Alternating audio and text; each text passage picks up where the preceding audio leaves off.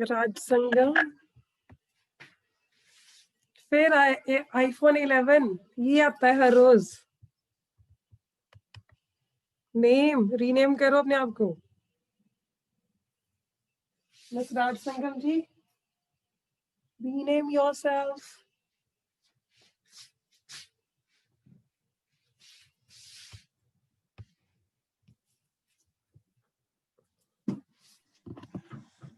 Good afternoon ma'am. Good afternoon, कैसे हो, क्या हाल चाल है? हो गए फ्री अब? मैम यस अच्छे हैं, आप बताओ आपका कैसे है फीवर? कैसे ही है, थोड़ा नींद वाला फील हो रहा है फिर से कि आई शुड टेक रेस्ट। ठंड तो लगती है ना, वो वेदर भी चेंज अचानक हो गया ना। एक्चुअली में, the thing is like that. और हम लोग स्कूल गए थे, उसमें बारिश भी हुई थी थोड़ी थोड़ी, तो वो उसकी वजह से पता नहीं, जब होना होता है हो ही जाता है। एक बार मेरे को actually when the season is changing तो always I am having these kind of problems, otherwise नहीं होता। अब है तो है, फिर क्या है, कोई बात नहीं, ह्यूमन बीइंग्स है, हमारे साथ तो नहीं है प्रॉब्लम्स, और किसी के साथ थोड़ी होनी है। ठीक है, चलो फिर करें आगे। कोरिलेशन मैंने उसकी वीडियो भेज दी एक, लॉरेंस का वो सिंपल है, मैंने भी ऐसे ही करवाया था आपको, बस हमारा वो ड्रॉ करने वाला रह गया था, उसमें थोड़ी कंफ्यूजन हो गई थी। अदरवाइज वो सेम ही है, जैसे मैं पॉइंट्स ले रही थी वही चीज है सारी की सारी। तो भी मैंने कहा फिर ऐसे टाइम वेस्ट क्यों करें हम लोग, हमारा सिलेबस खत्म होता है, रिविजन तो करनी है।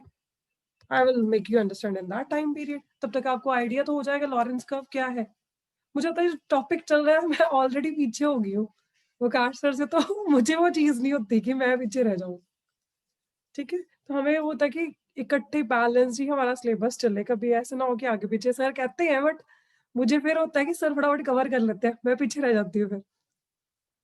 सो मुझे ये होता है कि कवर करते रहो, साथ साथ में चीजें करते रहे हम लोग। ठीक है, चलो फिर मैं कह रहा हूँ स्टार्ट। कोरिलेशन का हमने पहले स्टार्ट करना था विद स्कैटर्ड डायग्राम। मैं आपको बता रही थी इस टॉपिक में हमारे पास क्या क्या चीजें हैं, कौन कौन सी चीजें नहीं है। ठीक है, तो कुछ सिलेबस हमारा जो डिलीट हुआ था वो सीबीएसई वाला, इसमें मैं आपको बता देती हूँ। Just a second, I will just tell you कौन सा सिलेबस हमारा डिलीट हुआ। हाँ जी, ये बता रही हूँ आपको। सो इसमें से हमारा स्पीयरमैन्स रैंक कोरिलेशन डिलीटेड है, scatter diagrams and your this Karl Pearson's coefficient of correlation, बस यही करना हमने। तो स्कैटर डायग्राम्स आज हमने खत्म कर देने हैं। ठीक है जी, let me finish with that. Okay, करें स्टार्ट फिर स्कैटर डायग्राम्स। मॉर्निंग में मैंने आपको करवा रही थी डिग्रीज। सो डिग्रीज हमने काफी डिटेल में पढ़ लिया था, मैंने कहा था टेबल कर लो अच्छे से तो सारी डिग्रीज हो जानी है आपकी। ठीक है, बाकी हम लोग जब सम्स सॉल्व करेंगे तो we will get all the things. ठीक है, सो अब आपका हम लोग कर रहे हैं first methods of measurements of correlation. So उसके लिए मैं सबसे पहली चीज जो अभी करवा रही हूँ आपको वो है मेथड्स में स्कैटर डायग्राम। ठीक है, डायग्राम्स बना के आपको डिग्रीज ऑफ कोरिलेशन बतानी पड़ेंगी हमें। ठीक है, so I'll just write down.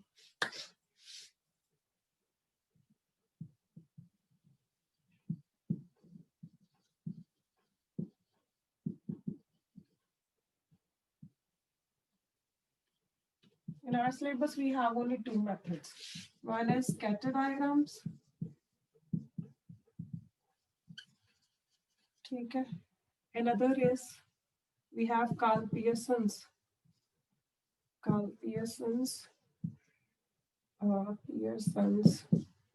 coefficient of correlation. Sorry.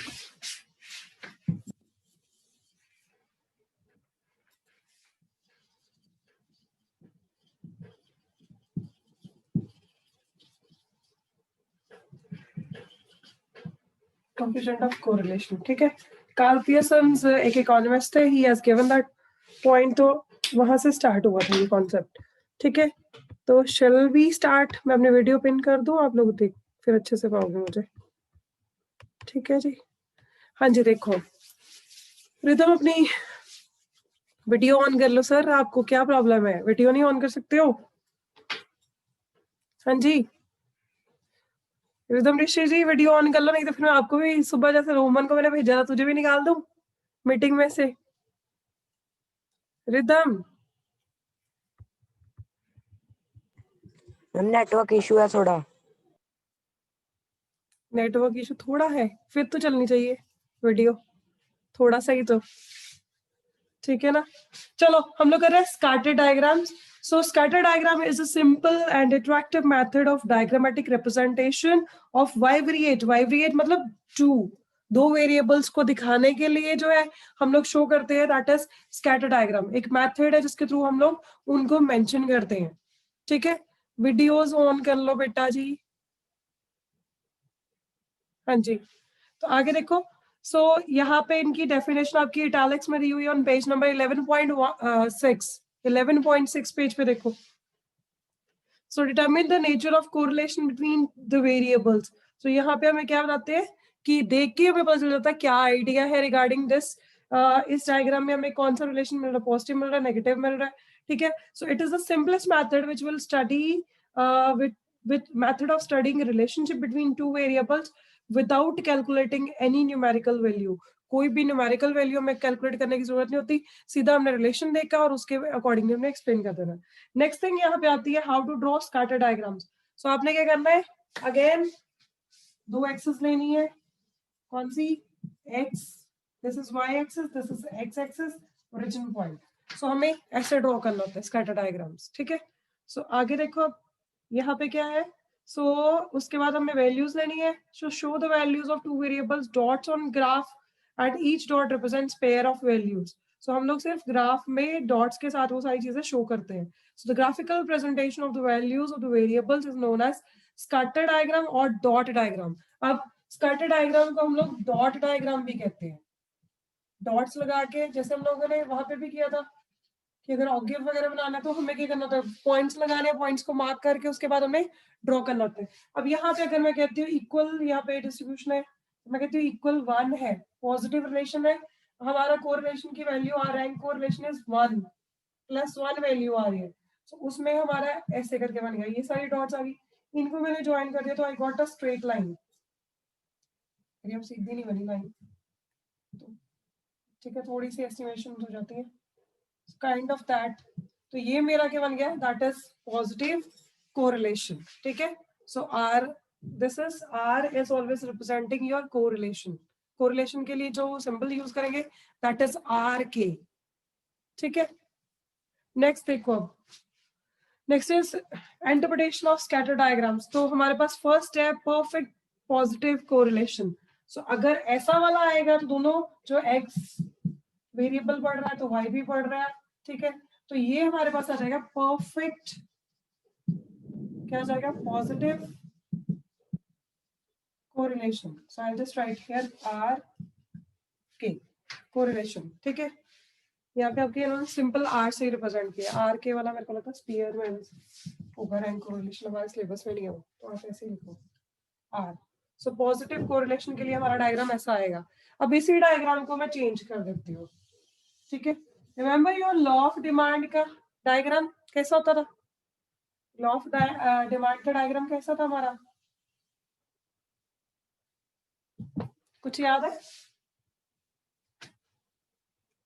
कैसा होता था लॉ ऑफ डिमांड का डायग्राम, ऐसा नहीं होता था, रिमेंबर, ऐसा ही था कि नहीं, सोए पड़े हो, अगर ऐसा ही था थम्स अप तो भेज सकते हो, वो भी नहीं भेज सकते।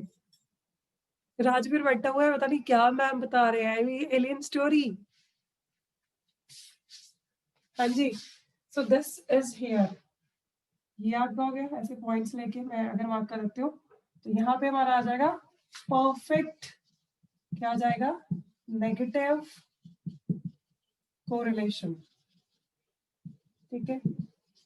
ये हमारा आ जाएगा डायग्राम, ठीक है जी। सो इसका जो आंसर होगा, यहाँ पे आर हमेशा +1 आ रहा था हमारा, जो पहले उसका था जो पॉजिटिव वाला था, ठीक है। परफेक्ट पॉजिटिव कोरिलेशन में हमारे पास आ रहा था वैल्यू जो आ रही थी, मैं लिख ही देता हूँ न्यूटन क्लीन करके, परफेक्ट पॉजिटिव कोरिलेशन के लिए हमारी वैल्यूज आती है हमेशा r इज इक्वल टू 1, ठीक है। परफेक्ट नेगेटिव के लिए वैल्यूज क्या आएंगी? ऑब्वियसली कोरिलेशन की वैल्यूज क्या आएंगी? That is r is equal to -1। ठीक है जी, क्लियर? ठीक है, अब इसके बाद देखो नेक्स्ट डायग्राम, पेज नंबर आ जाएगा आपका 11.8।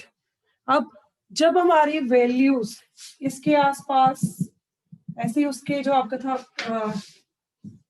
था मैंने दूसरा डायग्राम परफेक्ट पॉजिटिव वाला, ठीक है, जो ऐसे आया था हमारा डायग्राम, उसके साथ उसके आसपास आएंगी तो हम लोग क्या कहेंगे? इसके आसपास अगर वैल्यूज आ रही हैं, ठीक है, तो वी कॉल ऑलवेज, यहाँ पे क्या होगी? लो डिग्री ऑफ कोरिलेशन और हाई डिग्री ऑफ कोरिलेशन। यहाँ पे होगी हमेशा लो डिग्री ऑफ कोरिलेशन। अगर हमारी वैल्यूज इस लाइन के आसपास वाली एरियाज में आ रही हैं, जहां हमारे ऐसे डॉट्स जो है यहाँ पे दिख रही हैं, तो we always take low degree of correlation. We have low degree of correlation. ठीक है, next is here we have high degree of correlation. Positive वाला में हाई डिग्री ऑफ कोरिलेशन मिलेगा हमें। ठीक है जी, दिस इज द पॉइंट। यहाँ पे भी वैल्यूज इस लाइन के आसपास आएंगी। ठीक है जी, ये क्लियर हो गया इतना जी? ठीक है, नेगेटिव होगा तो नेगेटिव के अगर तो ये तो क्लोजली थोड़ी पैक्ड वाली थी, ठीक है, वैल्यूज, और इसकी भी जैसे बड़ी थोड़ी खुली खुली हो जाए वैल्यूज। सॉरी, एक चीज करते कर गया मैं। ये तो हो गया था हमारा हाई डिग्री, है ना, जब बिल्कुल क्लोज था। ये हाई डिग्री वाला पॉइंट था, इसका भी हाई डिग्री वाला ही है, लो डिग्री नहीं है, ये गलत हो गया मुझसे। This is high degree. जब इस लाइन के क्लोज वाली है दोनों हाई डिग्री, नेगेटिव कोरिलेशन आ जाएगा, यहाँ पे पॉजिटिव हाई डिग्री कोरिलेशन आ जाएगा। ठीक है, जब ये डॉट्स हमारी आसपास जो है, ये जो डाली थी मैंने आसपास, ये वाली हो जाए दूर दूर दूर दूर, तो तब हमारा रिलेशन, मैं कहती हूँ राज संगम चलेगी कनाडा, ठीक है, और मेरा और राज संगम का रिलेशन थोड़ा दूर हो गया, तो डॉट्स हमारी शिफ्ट हो गई हैं। So what is that? Then we have low degree of correlation. ठीक है, then we have low degree of correlation. यहाँ पे डॉट्स क्लोज्ड है तो हाई डिग्री ऑफ कोरिलेशन था। अब मैं इसी को रब करके जबकि डॉट से थोड़ी दूर दूर कर देती हूँ, बुक में वैसे बना भी हुआ है आपके, but still I am explaining. ठीक है, राजवीर जी मेरी रेंज से बाहर हो गए। राजवीर सिंह जी क्या पता मिनिस्टर बन जाए आगे फ्यूचर में जाके, ठीक है, तो फिर ये सर जी तो बड़े बिजी हो जाएंगे, हमें तो मिलेंगे नहीं कभी भी, है ना। तो फिर उस केस में फिर क्या हो जाना है? लो डिग्री ऑफ कोरिलेशन हो जाना है। तो यहाँ पे अगर मैं डॉट्स कहूँ इधर इधर दूर दूर चलेगी, है ना, तो वैल्यूज हमारी काफी दूर होगी। So in that case here I have low degree of correlation. ठीक है, ये आ जाएगी लो डिग्री ऑफ कोरिलेशन। यहाँ पे कौन सी कोरिलेशन? Negative correlation. ठीक है, यहाँ पे जो थी हमारी, सॉरी उल्टा मैंने दूसरा लगा था। सो यहाँ पे जो आनी थी ऐसे करके, है ना। सो यहाँ पे अब मेरी डॉट्स इधर आसपास जा रही है उसके। ठीक है, तो इन that case what I am doing, मैं यहाँ पे पॉजिटिव कोरिलेशन ही है, बट उसकी जो डिग्री ऑफ रिलेशन है दैट विल बी क्या हो जाएगी? मैं और राज सिंघम एक दूसरे के अच्छे मतलब दोस्त बन गए, ठीक है, तो अगर राज सिंघम दूर भी चली जाती है, रिलेशन तो रहेगा ना, अच्छे दोस्त वाला रिलेशन तो रहेगा। No doubt we will not meet as soon as possible, but still there is degree of correlation. So यहाँ पे वो क्या है, अगर राज संगम दूर चलेगी तो लो डिग्री ऑफ पॉजिटिव कोरिलेशन रहेगा। स्टिल कभी भी अगर राज संगम ऐसे बात करती है तो I will always make her positive.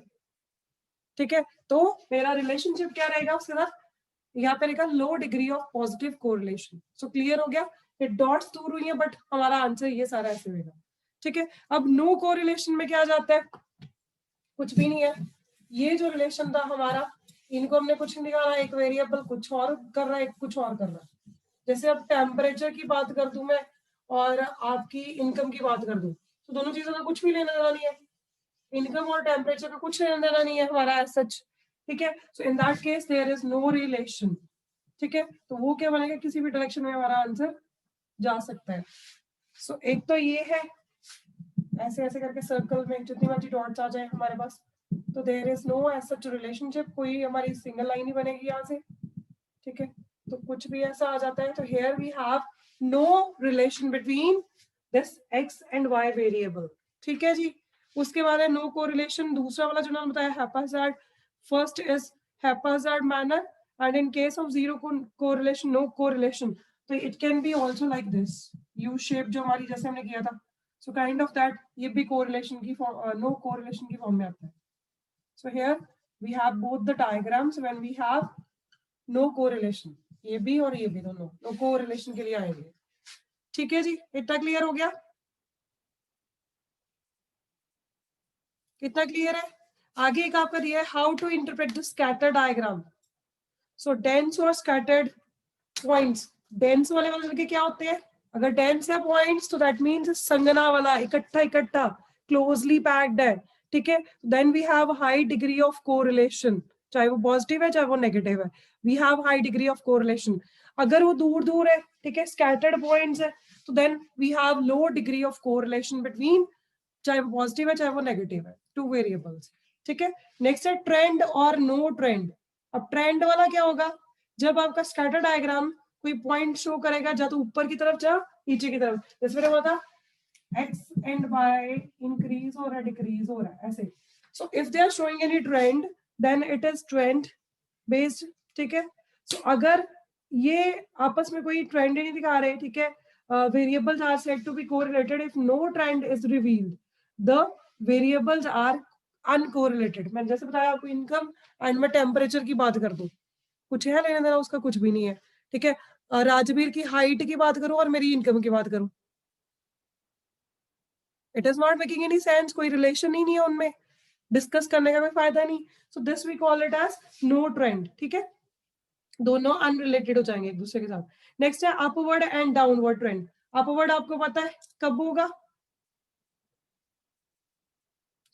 इन्होंने यहाँ पे बता दिया if there is an upward trend rising from lower left hand corner and going upward to the upper right hand corner, the correlation is positive. मैंने पहले आपको जब बना के बताया था तो मैंने कहा था यहाँ से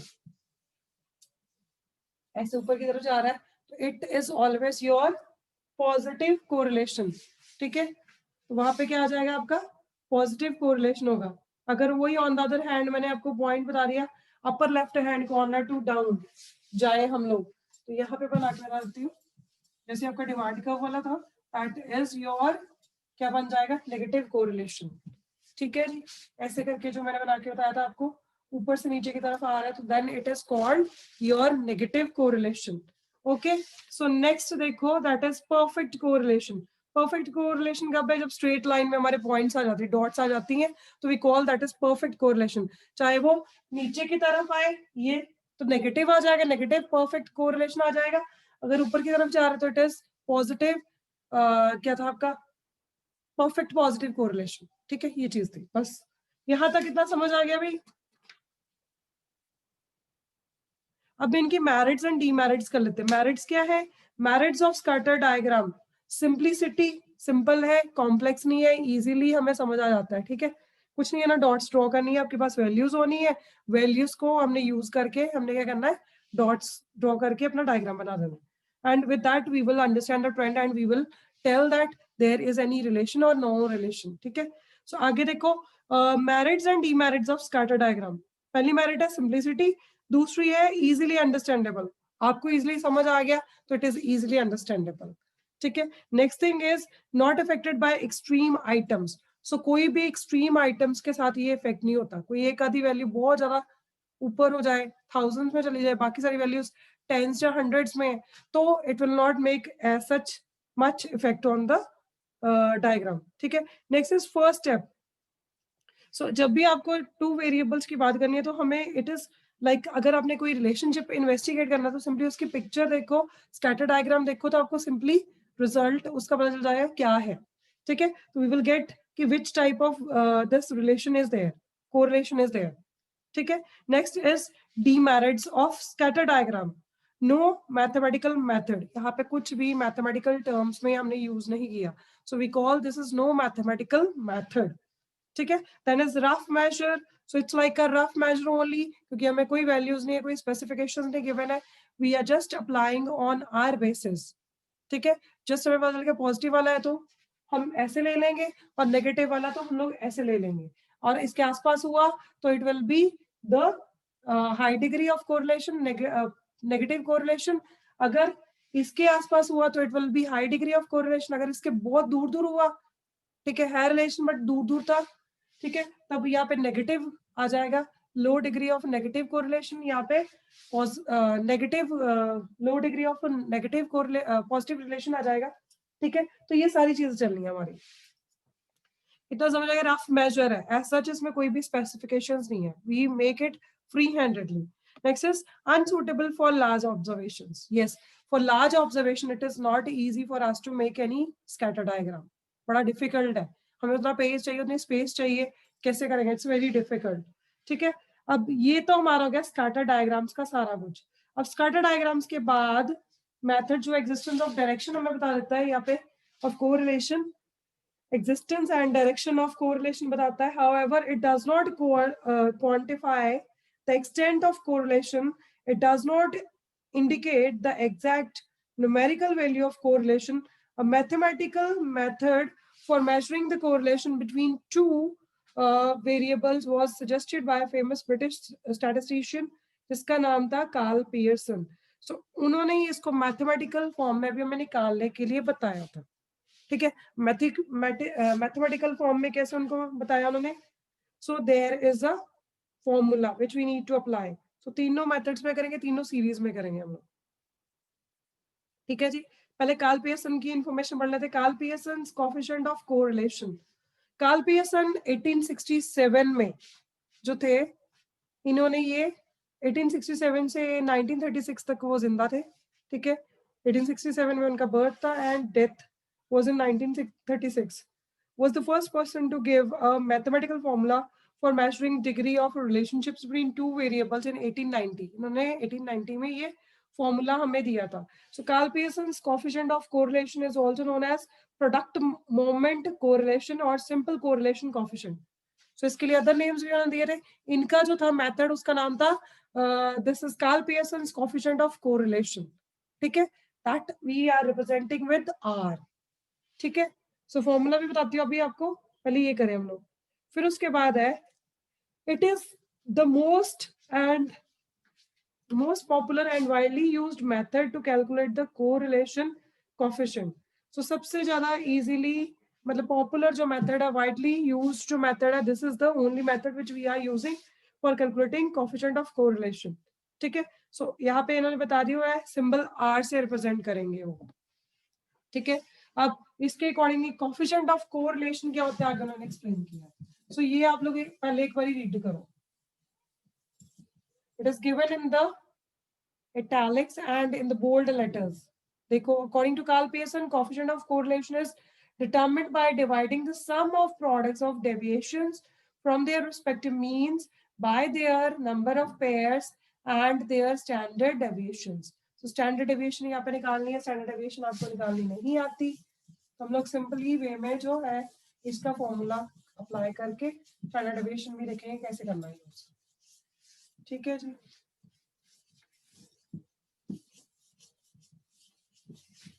होपफुली कल या परसों तक ये चैप्टर आपका फिनिश है. मैक्सिमम कल का दिन है ना हमारे पास, कल नेक्स्ट वीक में ही खत्म है almost.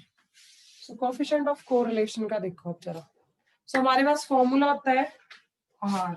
This is correlation. R is the symbol of correlation which we are using.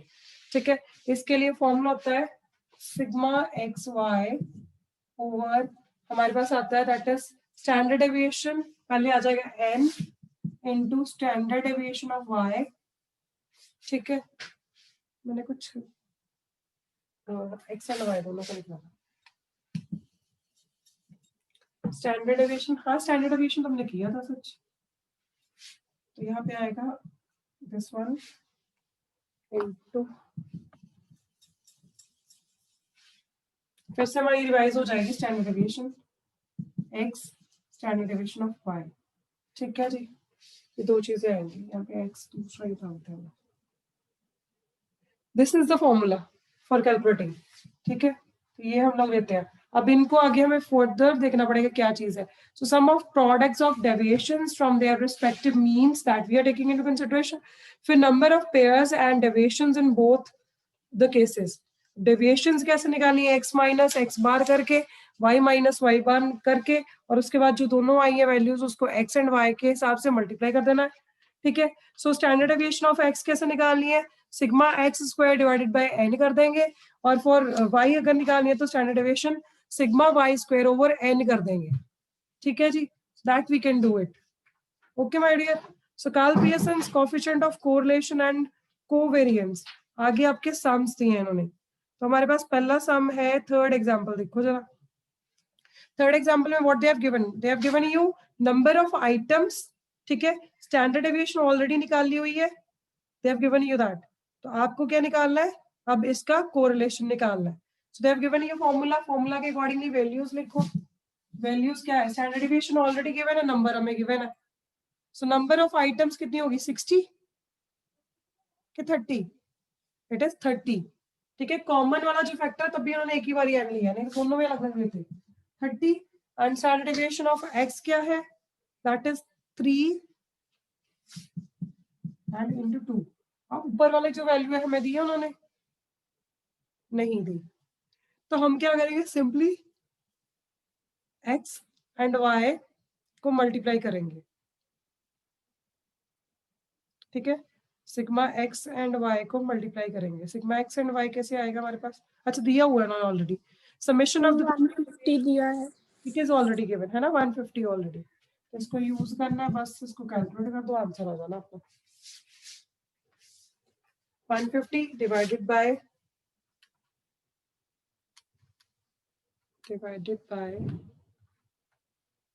it is 30,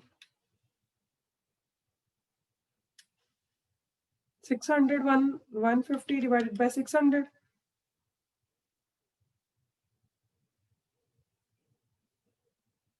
30 into 3, हाँ 180 आएगा।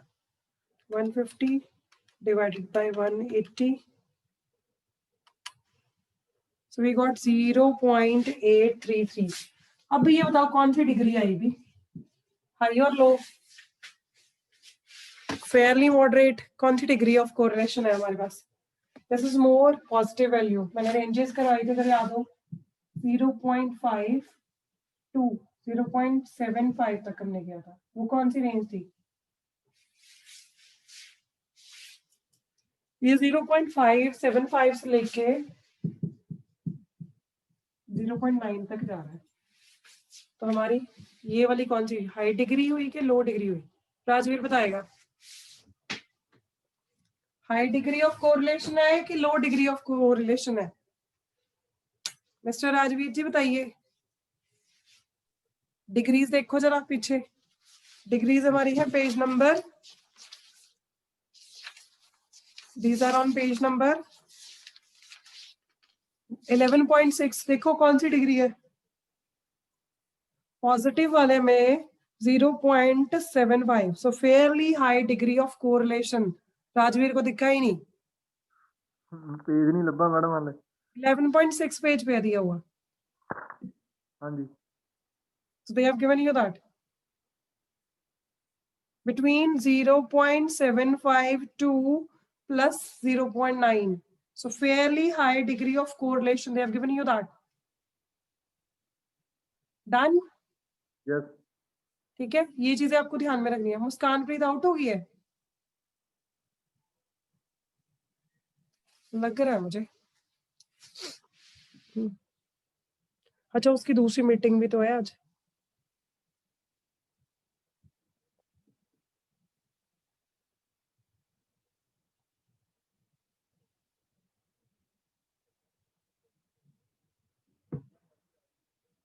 ओके। सो नेक्स्ट आ जाओ जरा, हम लोग करें कैसे सम सॉल्व करने हैं हमें। आगे भी आपको दिया हुआ है coefficient of correlation,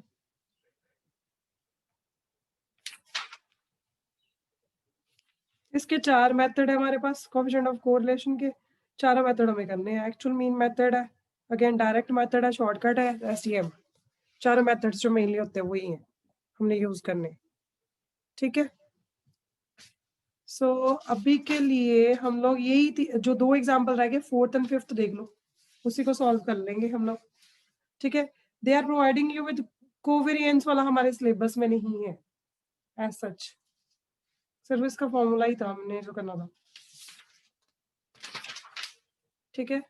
so value of coefficient of correlation, इसमें पहला मेथड है actual mean method. Actual mean method में क्या करना है, आपके पास 2 वेरिएबल्स होने हैं x and Y.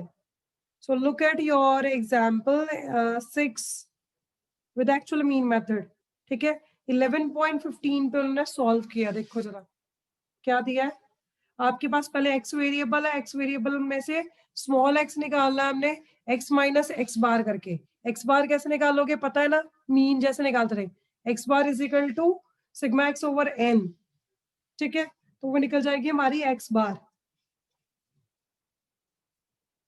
Then afterwards we need to make the square of x, ठीक है, उसका स्क्वायर कर देंगे।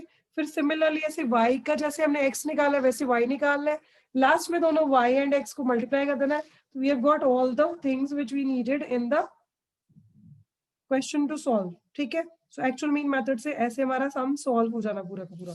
बाकी अंडर रूट वगैरह निकालना आपको आता है, बैक एक्सरसाइज का जरा एक्चुअल मीन मेथड वाला एक क्वेश्चन देखते हैं, ठीक है जी। एक्चुअल मीन मेथड वाला एक सम देखते हैं। सो बैक एक्सरसाइज में देखो पेज, छोटा सा क्वेश्चन करना, 7th क्वेश्चन करते हैं। 7th क्वेश्चन करें कि टाइम हो गया, छोड़ दूं, 5 मिनट ज्यादा है।